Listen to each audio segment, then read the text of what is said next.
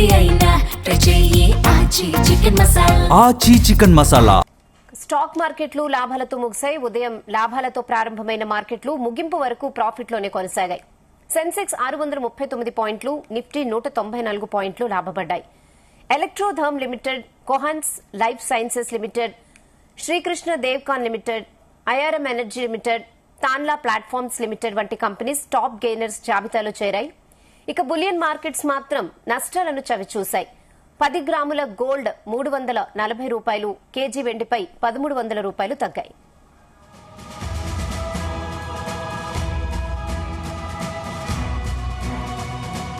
ఇదే విషయంపై మరిన్ని అప్డేట్స్ స్టాక్ మార్కెట్ ఎక్స్పర్ట్ జీవి సత్యనారాయణ గారు అనాలిసిస్ చేస్తారు. గుడ్ ఈవినింగ్ జీవి సత్యనారాయణ గారు. Good evening.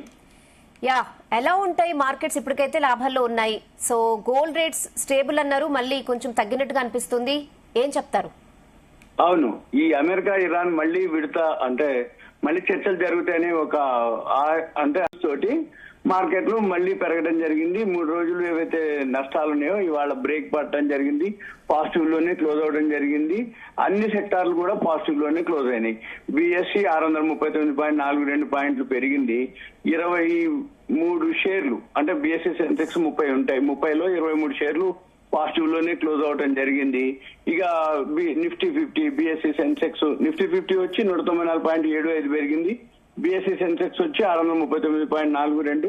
ఇక ఇలా అన్ని అంటే Nifty 500, bank Nifty, IT, mid cap అన్ని కూడా పాజిటివ్ లోనే క్లోజ్ అవడం జరిగింది. సుమారుగా మన ఈ అంటే ఇన్వెస్టర్స్ మార్కెట్ క్యాపిటలైజేషన్ అంటాము ఒక 3.5 నుంచి 4 లక్షల కోట్లు పెరగడం జరిగింది. ఇకపోతే చూడవలసింది ఏమి లేదు. అమెరికాలో ఏదైతే ఉందో మొన్న ట్రంప్ మీద హత్యాయత్నం జరిగిందో వెమ్మటే వాళ్ళు ఇక మేము చర్చలకు మేము రాము, మీరే రావాలి అని అనడం జరిగింది. 3 రోజులు ఇప్పుడు టైం ఇవ్వడం జరిగింది. 3 రోజుల్లో చేయాలి అని. అయితే బ్రెంట్ ఆయిల్ 106-107 నుంచి ఇప్పుడు $100 దగ్గర ఉంది. $100.54 ట్రేడ్ అవుతుంది. 1.5% నియర్లీ బ్రెంట్ ఆయిల్ తరగడం జరిగింది. దాంతో కొంచెం గోల్డ్, సిల్వర్ ఫాల్ అవడం జరిగింది. 2 కూడా ఫాల్ లోనే ఉంది. అది కూడా నెగ్లిజిబుల్ అనమాట, అంటే కొద్ది మొత్తమే. ఇప్పుడు గోల్డ్ ఉంది ఒక 300 మైనస్ లో ఉంది. సిల్వర్ వచ్చి కొంచెం మైనస్ లో ఉంది. కానీ క్రూడ్ ఆయిల్ బాగా పెరగడం జరిగింది. కాబట్టి ఇవి జనరల్ గా ఎప్పుడైనా కానీ బ్రెంట్ ఆయిల్, ఈ క్రూడ్ ఆయిల్ ఏదైతే ఉందో ఇవి పెరిగినప్పుడు గోల్డ్, సిల్వర్ తగ్గడం జరుగుతుంది. మన మార్కెట్లు ఇవాళ పాజిటివ్ అంటే వరల్డ్ మార్కెట్లు కూడా అన్ని పాజిటివ్ లోనే.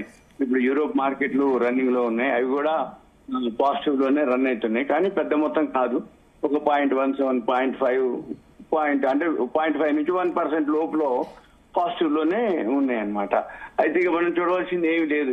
అంటే గమనించవలసింది ఏంటంటే 3 రోజులు టైం ఇచ్చింది. ఇప్పుడు మళ్ళీ రేపు మనకి వీక్లీ సెటిల్మెంట్ క్లోజింగ్ ఉంటుంది. ఈ వారం మేడే, ఫ్రైడే హాలిడే ఉంది.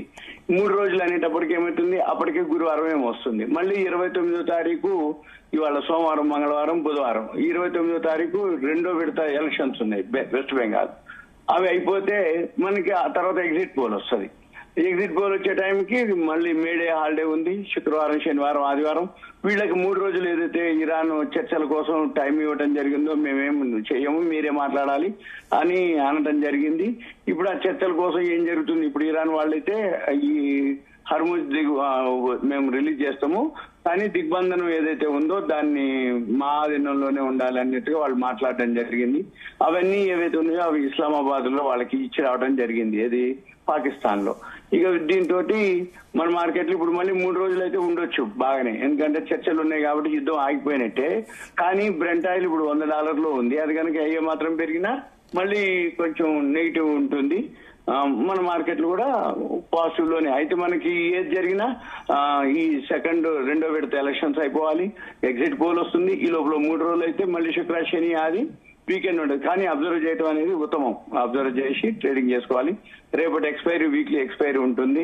మంత్లీ ఎక్స్పైరీ కూడా రేపే ఉంది అనమాట. అంటే మంత్లీ, వీక్లీ అన్ని కూడా రేపే క్లోజ్ అవుతుంది, ఏది ఎన్ఎస్సి. కాబట్టి ఇక ఇవాళ పెరిగింది ఏదైతే ఉందో అది రిలీఫ్ ర్యాలీనా, రియల్ ర్యాలీనా, అంటే నిజంగా పెరిగిందా, ఉటికినే పెరిగిందా అనే దానికి ఏమి ఉండదు. ఎందుకంటే రిలీఫ్ ర్యాలీ కిందనే అనుకోవచ్చు. ఎందుకంటే ఎగ్జిట్ పోల్ ఒకటి ఉంది, అమెరికాలో మళ్ళీ ఇరాన్ అమెరికా చర్చలు ఏవైతే ఉన్నాయో 3 రోజులు ఉన్నాయి. ఇవన్నిటితోటి మనం చూడాలి. ఓకే సత్యనారాయణ గారు, థ్యాంక్ యూ.